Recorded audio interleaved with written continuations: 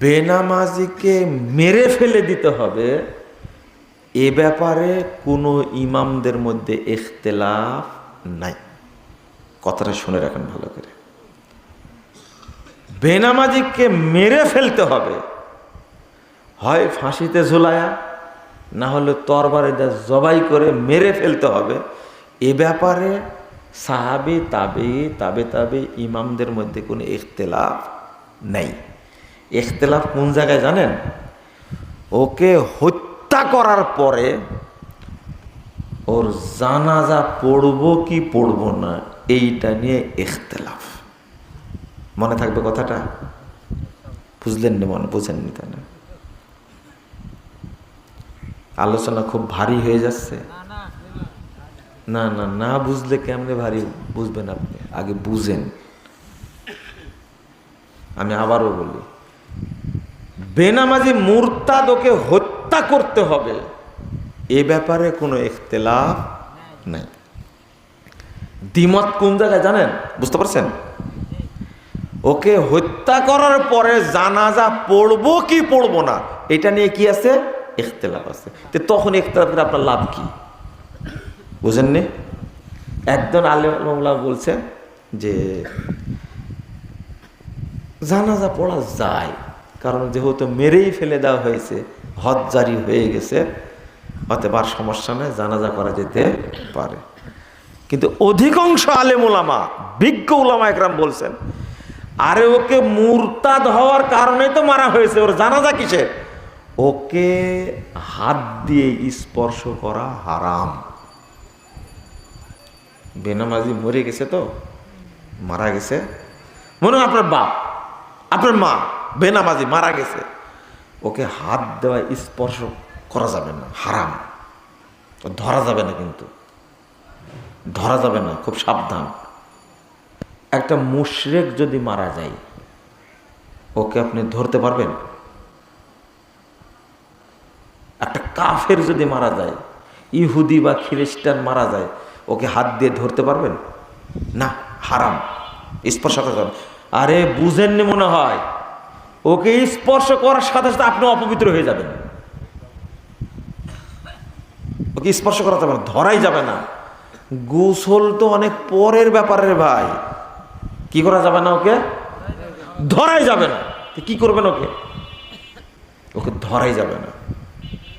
লা হাওলা ওয়ালা কুওয়াতা ইল্লা বিল্লাহ। আমি আপনাকে কিভাবে বুঝাই? এখন প্রশ্ন আপনাদের, কি করা যাবে তাহলে? কুকুর মারা গেলে কি করেন?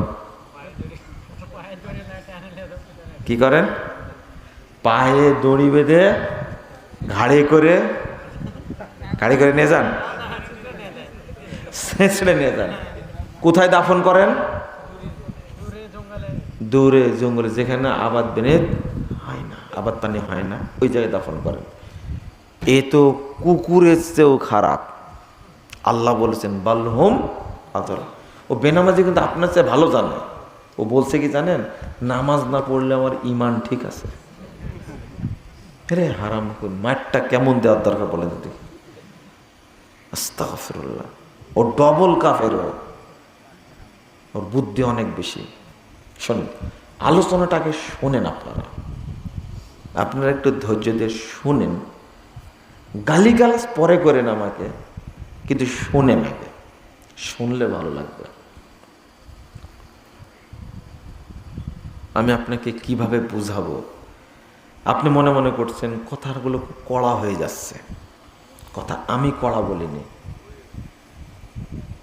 বেনামাজির জানাজা নিয়ে আপনি দ্বন্দ্ব করেন, তাই না? এমপি সাহেব বলছে আমার বাপ মারা গেছে, ইমাম জানাজা করলে না, দেখি চাকরি কিভাবে করে, ওকে জেলখানার ভাত খাওয়াই ছাড়বো, লাল ঘরে ঢুকাই ছাড়বো। বলে না, চেয়ারম্যানের বাপ মারা গেছে, ইমাম সাহেব সেই ইমাম না, বেনামাজি জানাজা পড়বই না আমি। কিছু কিছু ইমাম আছে না এরকম? কিছু আছে, 1% ইমাম আছে শতকরা, বা হাজারে এক একটা আছে, তারা এরকম কড়া না, বেনামাজি জানাজা পড়বো না, চাকরি থাক আর না থাক। কিন্তু অধিকাংশই মুন্সি খুব খারাপ, ওর কাছে সবই চলে, আলুর চেয়েও গোল। কিন্তু আগে জানা যান, আগে গোসল, আগে গোসল, আগে জানাজা না কাফন, আগে কবর না জানাজা? আগে জানাজা তারপরে কবর। কোথায় পেয়েছেন আপনারা? আপনার এলাকায় কি আগে কবর খুঁড়ে না আগে জানাজা করে? আগে জানাজা। কবর রেডি না হওয়া পর্যন্ত জানাজা হয়? বলে দেখো তো কবর খোঁড়া হয়েছে কিনা। আমিও গ্রামের মানুষ রে ভাই, আপনারা তো উল্টা দিচ্ছেন দেখছি। শোনেন, যাকে স্পর্শই করা যাবে না, যাকে গোসলই করানো যাবে না, যাকে কাফনই পরানো যাবে না, যার কবরই হবে না, ওর জানাজা কোথায় হবে? আপনি এটা বললো কে? এটা আপনাকে এটা বললো কে?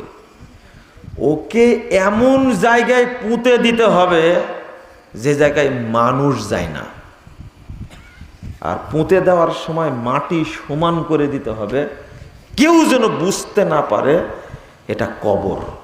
যদি বুঝতে পারে কবর, আর যদি যাওয়ার সময় বলে আসসালামু আলা আহলিদ দিয়ারে মিনাল মুমিনিনা ওয়াল মুসলিমিন, এটা পড়লেই আপনার পাপ হবে। ও তো মুশরিক, ও মুমিনও না মুসলিমও না, ও কি? কাফের, মুরতাদ। ওর কবর অতিক্রম করার সময় দোয়া পড়া যাবে? দোয়া কার জন্য? রব্বানা ইগফির লানা ওয়া লিইখওয়ানিনা আল্লাযীনা সাবাকুনা বিল ঈমান। আল্লাহ আমাদের ক্ষমা করো তুমি, আর যারা ঈমান নিয়ে চলে গেছে তাদেরকে ক্ষমা করো। ও কি ঈমান নিয়ে চলে গেছে? না না না না, তো ওই দোয়া পড়া যাবে? ওকে গোরস্থানে দাফনই করা যাবে না, হারাম হারাম। অনেক ঘটনা ঘটেছে আবার এরকম।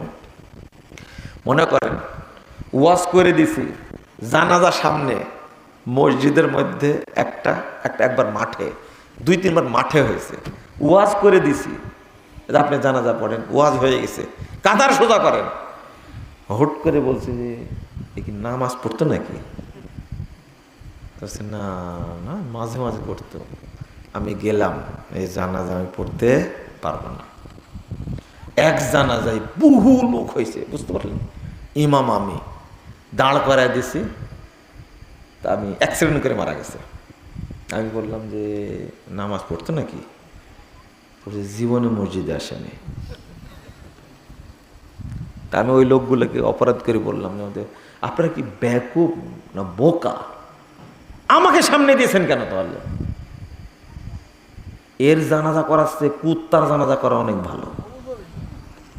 এর জানাজা করবে কেন? হ্যাঁ, বলে আমি চলে আসলাম।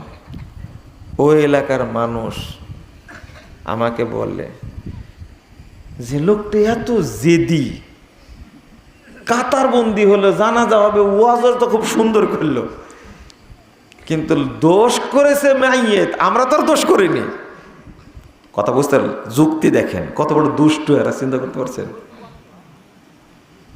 খবরদার, আপনার বাপ মারা গেল যদি বেনামাজি হয়, ওর জানাজা হবে না। আর বেনামাজিকে যদি গোসল দিয়ে আপনি মসজিদের সামনে নিয়ে যান জানাজা করার জন্য, আগে আপনার বিচার হবে কিয়ামতের মাঠে। এই মুসল্লিদের ধোঁকা দিলি কেন তুই? এবার শোনেন, রাসূল সাল্লাল্লাহু আলাইহি সাল্লাম বলছেন, 82 নম্বর হাদিস সহিহ মুসলিম এসেছে, ইন্না বাইনাল আবদি ওয়াল কুফরি ওয়াশ শিরকে তারকাস সালাহ। কাফের, মুশরিক আর মুসলিমের পার্থক্য হলো কি? সালাত। সহিহ মুসলিমের হাদিস। 2621 নম্বর হাদিস তিরমিজির মধ্যে এসেছে, রাসূল সাল্লাল্লাহু আলাইহি সাল্লাম বলছেন, আল আহদুল্লাযী বাইনানা ওয়া বাইনাহুম আস-সালাহ ফামান তারাকাহা ফাকাদ কাফার। অমুসলিমদের মধ্যে আর আমাদের মধ্যে প্রাচীর হলো, অঙ্গীকার হলো সালাত। ফামান তারাকাহা ফাকাদ কাফার, যে সালাত ছেড়ে দিল সে কাফের হয়ে গেল। আপনি কেউ কেউ বলতে পারেন ফাকাদ কাফারা মানে সে কুফরি করলো। অনুবাদ আপনার কাছ থেকে জানতে হবে না, অনুবাদ নিতে হবে রাসূলের কাছ থেকে, সাহাবীদের কাছ থেকে। ইবনু মাসউদ রাদিয়াল্লাহু আনহু বলছেন, লাউ তারাকুহা, যদি লোকেরা সালাত ছেড়ে দেয়, লাকানু কুফারা, তাহলে তারা কাফের হয়ে যাবে। হলো, আমি আপনার অনুবাদ দিতে যাব কেন? ফামান তারাকাহা ফাকাদ কাফার, যে সালাত ছেড়ে দিল সে কাফের হয়ে গেল, কোনো ছাড় নাই। 2622 নম্বর হাদিস তিরমিজির মধ্যে এসেছে, মুহাম্মদুর রাসূলুল্লাহ সাল্লাল্লাহু আলাইহি ওয়াসাল্লাম বলছেন, আল্লাহু আকবার। আপনি কিভাবে বললেন? সাহাবীরা কি বলতেন? আব্দুল্লাহ ইবনে শাকিক রাদিয়াল্লাহু আনহু তিনি বলছেন, কানা আসহাবু মুহাম্মাদিন সাল্লাল্লাহু আলাইহি ওয়াসাল্লাম লা ইয়ারাউনা শাইয়্যাম মিনাল আমালে তারকাহু কুফরুন গায়রাস সালাহ। সাহাবায়ে কেরাম অন্য কোনো আমল ছেড়ে দিলে কাফের বলতেন না, কিন্তু কেউ সালাত ছেড়ে দিলে তাকে কি বলতেন? কাফের। এই হাদিসটা উল্লেখ করে ইমাম আব্দুল্লাহ ইবনে নাসর রাহিমাহুল্লাহ তিনি বলছেন, আজমাউ আলা তাকফিরিহিম, যারা সালাত পড়ে না তারা কাফের, এ ব্যাপারে সাহাবায়ে কেরাম সবাই একমত, সব একমত। 2, ইমাম ইবনু বাজ রাহিমাহুল্লাহ বলছেন, ফাযাকারাল ইজমা, ফাযাকারা ইজমা আস-সাহাবা, সাহাবী আব্দুল্লাহ ইবনে শাকিক তিনি তাবি, আব্দুল্লাহ ইবনে শাকিক তিনি উল্লেখ করেছেন সাহাবীদের একমতের ব্যাপারে, আন্না তারিকাস সালাহ ইনদাহুম কাফিরুন, যারা সালাত ছেড়ে দেয় সাহাবীদের কাছে তারা কি? কাফের।